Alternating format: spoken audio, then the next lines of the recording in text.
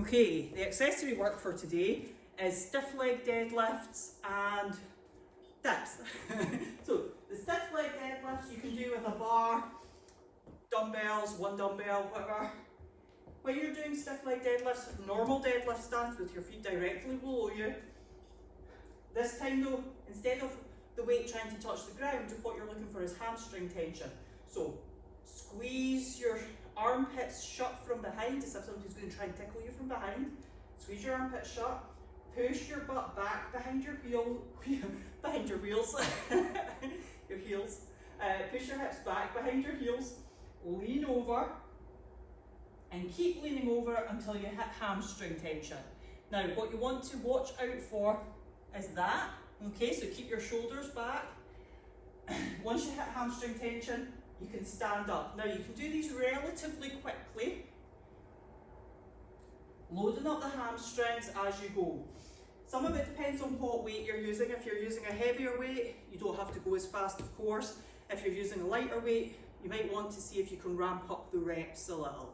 Okay, so the first minute of the EMOM is going to be stiff leg deadlifts. The second minute is going to be dips. So for the dips, all you need is some sort of raised surface.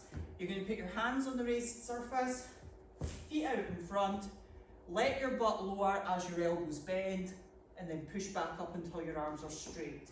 The more you bring your feet in, the easier it is. The higher the surface, the easier it is.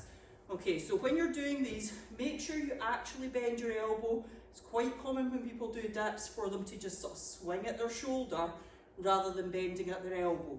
So if you're lowering yourself off something like that, make sure your butt goes straight down, okay, and doesn't swing out in front of you.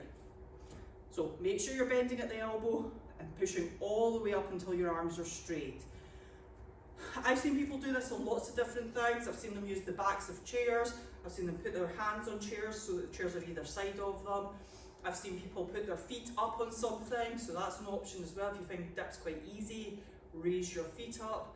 So you might have to improvise a little with this, but I'm sure you can figure something out. You can always do press ups instead.